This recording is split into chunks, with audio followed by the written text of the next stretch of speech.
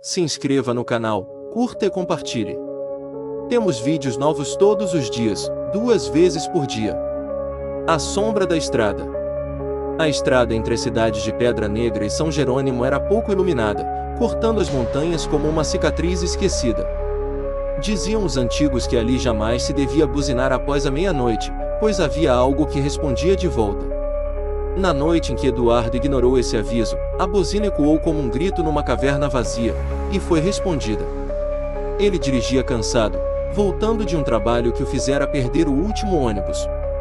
O carro alugado tremia a cada curva, como se não quisesse seguir em frente. No rádio, estática. No retrovisor, apenas a escuridão densa como óleo. Até que algo cruzou a estrada, rápido demais para ser um animal. Eduardo virou o volante bruscamente, e o carro derrapou, caindo num barranco raso. Quando acordou, o rádio estava desligado, mas sussurros vinham dos alto-falantes. Fora do carro, a floresta parecia observá-lo, viva e faminta. Um frio cortante subia do chão, como se algo enterrado ali estivesse prestes a emergir. Ele pegou o celular, mas não havia sinal. Ao olhar ao redor, percebeu marcas de mãos na lataria, como se alguém, ou algo, tivesse tentado arrastá-lo para fora. O motor não ligava mais, e a única opção era subir a encosta de volta à estrada. Mas ao pisar fora do carro, algo roçou seu tornozelo. Gelado. Pegajoso. Eduardo correu, tropeçando em raízes, ouvindo passos atrás de si que paravam quando ele parava. A estrada parecia mais distante do que deveria. Quando finalmente alcançou o asfalto, havia um caminhão estacionado. O farol aceso. Nenhum motorista à vista.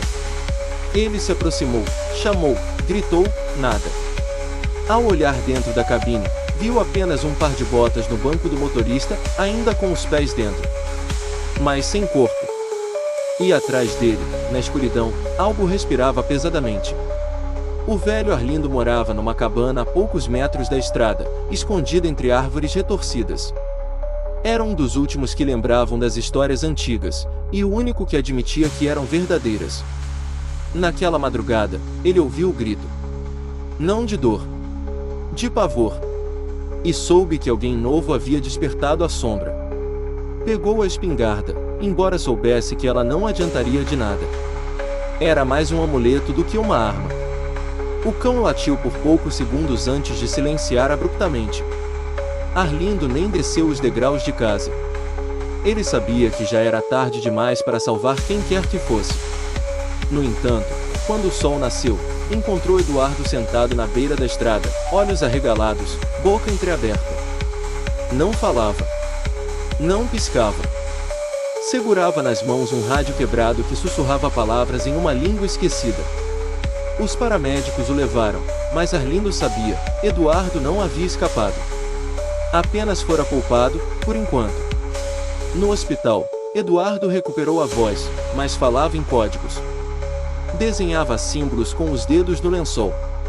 À noite, enfermeiros relatavam ver uma sombra parada à porta de seu quarto. Quando alguém se aproximava, ela sumia. Mas deixava marcas negras nas paredes, como queimaduras. Um dos enfermeiros desapareceu sem deixar vestígios. O hospital ficou em alerta, mas nada foi encontrado nas câmeras. Exceto por um instante em que o corredor inteiro escureceu, mesmo durante o dia. Eduardo sorria nesse momento, como se visse alguém querido se aproximando. Dias depois, Eduardo fugiu do hospital. As câmeras mostraram ele caminhando tranquilamente para fora, nu, com os olhos fechados. Como se seguisse uma voz que só ele podia ouvir. A polícia ainda busca seu paradeiro, mas Arlindo sabe onde ele está indo. De volta à estrada. Para o lugar onde tudo começou. Para junto da sombra. Há regras antigas que só os mais velhos conhecem, mas que todos deviam respeitar. A primeira: nunca pare para quem pede carona à noite. A segunda: se ouvir alguém chamar seu nome na mata, não responda. E a terceira, a mais importante: nunca, jamais buzine após a meia-noite na estrada da serra. Eduardo as quebrou todas. E agora, a estrada sangra em sua presença. Motoristas relatam ver um homem parado no acostamento, olhos negros como o breu, que desaparece quando os faróis o tocam. Outros ouvem vozes no rádio, mesmo desligado, dizendo: volte. Você esqueceu algo.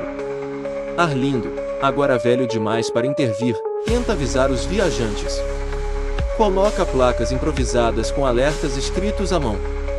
Mas ninguém leva a sério um velho senil que fala de sombras que andam. Até que alguém desaparece. E outro. E mais um. Em uma noite de névoa espessa, uma família inteira sumiu sem deixar rastros. O carro foi encontrado dias depois, com as portas abertas e o rádio arrancado. No banco traseiro, uma boneca com os olhos queimados. No para-brisa, a mensagem riscada com unhas: ela acordou. A estrada parece viva. Cada vez mais faminta. Como se algo que estava adormecido há décadas agora estivesse desperto, buscando aqueles que ousam cruzar seu território. E Eduardo, ao que tudo indica, é o novo arauto dessa entidade esquecida. Os registros antigos falam de um espírito antigo, nascido de sangue derramado na construção da estrada. Vidas sacrificadas para abrir caminho onde não devia haver passagem. A sombra é esse acerto de contas. Um guardião amaldiçoado que nunca descansou.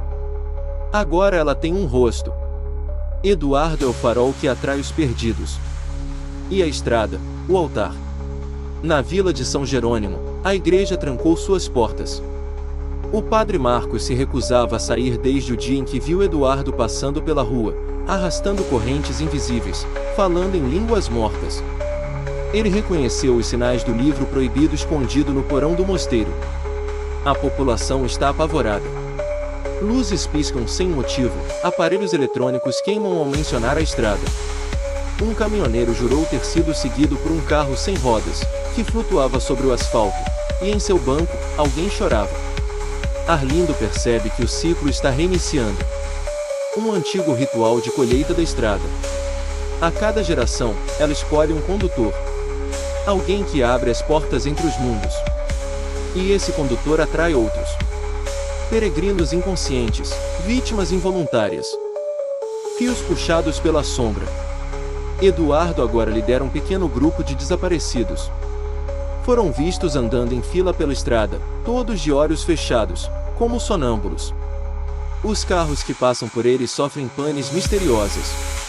Muitos motoristas relatam visões antes de bater, florestas invertidas, crianças com rostos virados, cruzes em chamas. A estrada está abrindo fendas. Locais onde a realidade se rompe, revelando algo antigo. Algo que sempre esteve ali, apenas aguardando o momento certo. Arlindo decide que precisa fazer algo. Pela primeira vez em décadas, ele caminha em direção à curva do acidente. Ali, cava com as mãos até encontrar o que suspeitava, uma ossada presa com correntes enferrujadas. Ao tocá-la, houve um grito que não é deste mundo. E a terra começa a tremer. A estrada quer mais. E agora, não há como detê-la. Na última noite de Arlindo, a lua estava escondida por nuvens vermelhas. Ele sabia que não sobreviveria, mas alguém precisava selar o que fora despertado. Com velas feitas com cera de defunto e sal negro, traçou o círculo onde a curva se encontra. O ponto exato do primeiro sacrifício. Eduardo apareceu sem ser chamado. Os olhos eram apenas buracos onde insetos se mexiam. Sorriu. Atrás dele, as sombras dançavam, assumindo formas humanas, todos os que haviam desaparecido. Eram parte da estrada agora. Parte da sombra. Arlindo começou a entoar as palavras esquecidas, roubadas de um grimório antigo. O chão se abriu. A sombra gritou, um som que rachou o céu. Mas antes que o ritual se completasse, Eduardo quebrou o círculo.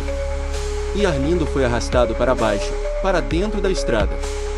Hoje, ninguém mais se arrisca na estrada da serra após escurecer. Placas foram removidas. A rodovia foi oficialmente declarada fechada. Mas os curiosos ainda vão. Os tolos ainda ouvem o chamado. Às vezes, no silêncio da madrugada, um farol acende sozinho na curva. Um carro sem motorista acelera estrada abaixo. E uma buzina ecoa, respondida por algo que nunca deveria ter sido acordado. A estrada está viva. A sombra tem fome. E ela sempre encontra um caminho. Se você sente que essa história merece continuar sendo contada, considere nos apoiar no Apoia-se.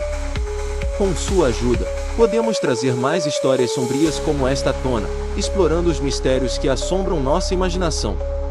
https://apoia.se/aleatoriode